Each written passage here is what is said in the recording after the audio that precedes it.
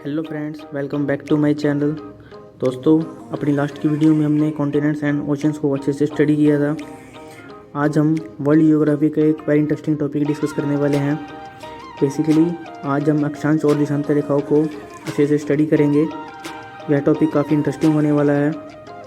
इससे आपके अक्षांश और देशांतर रेखाओं से जुड़े सारे डाउट क्लियर हो जाएंगे। तो चलिए स्टार्ट करते हैं।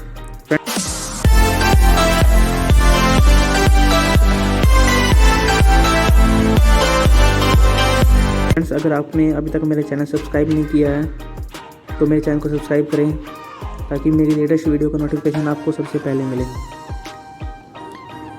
चलिए एक एक करके हम दोनों अक्षांश और देशांतर रेखाओं को अच्छे से स्टडी कर लेते हैं। फर्स्ट हम पढ़ते हैं लैटिट्यूड्स के बारे में, यानी अक्षांश रेखाएं। तो पृथ्वी हमारे सौरमंडल का एकमात्र ऐसा ग्रह है जिस पर जीवन संभव है।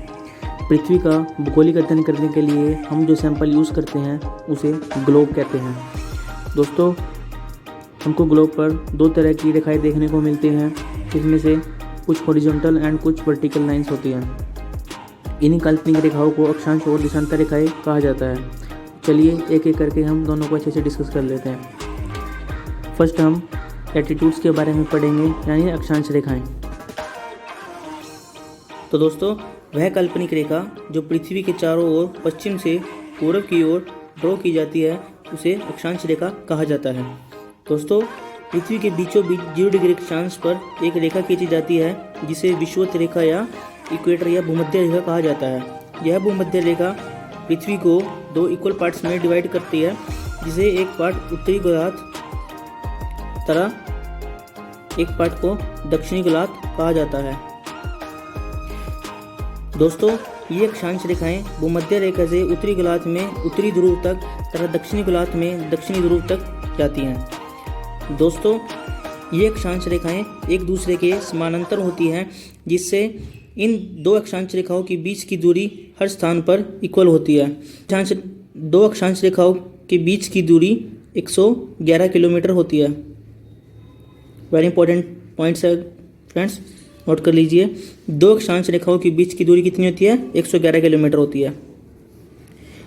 विषुवत रेखा के उत्तरी गोलार्ध में 23.5 डिग्री के अंतराल पर एक रेखा खींची जाती है, जिसे हम कर्क रेखा या ट्रॉपिक ऑफ कैंसर कहा जाता है। 21 जून को हमारा सूर्य इस कर्क रेखा पे बिल्कुल लंबवत होता है, यानी बिल्कुल ऊपर होता है, जिससे सूर्य की किरणें इस कर्क रेखा पर बिल्कुल लंबवत गिरती है।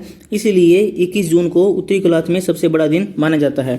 उसी प्रकार दक्षिणी गोलार्ध में 23.5 डिग्री के अंतराल पर एक रेखा खींची जाती है, जिसे मकर रेखा या ट्रॉपिक ऑफ कैप्रिकॉर्न कहा जाता है। 22 दिसंबर को हमारा सूर्य इस मकर रेखा के बिल्कुल लंबवत होता है, यानी सूर्य की किरणें इस मकर रेखा पर बिल्कुल लंबवत गिरती है। इसलिए 22 दिसंबर को दक्षिणी गोलार्ध में सबसे बड़ा दिन माना जाता है। तो फ्रेंड्स, हमने अक्षांश रेखाओं को अच्छे से स्टडी कर लिया है। एक और पॉइंट्स, ऐसा कौन सा कॉन्टिनेंट्स है जिससे ये कर्क रेखा, भूमध्य रेखा और मकर रेखा तीनों पास करती हैं?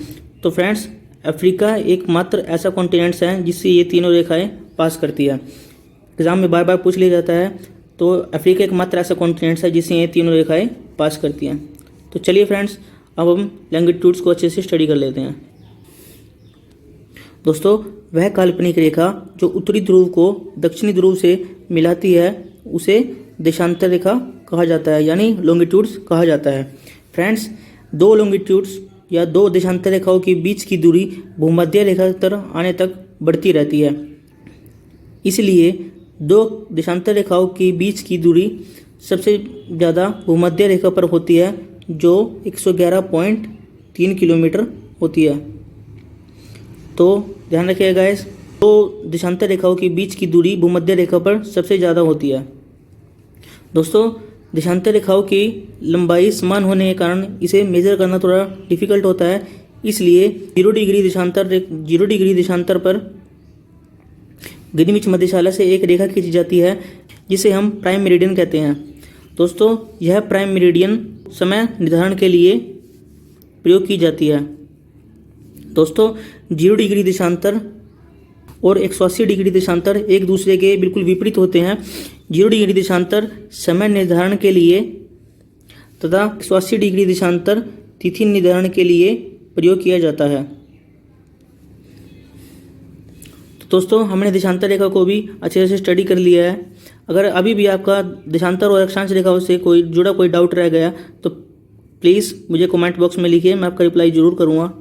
तो दोस्तों अगर आपको मेरा ये वीडियो थोड़ा सा इन्फॉर्मेटिव लगे है तो please do like and subscribe my channel for more informative video.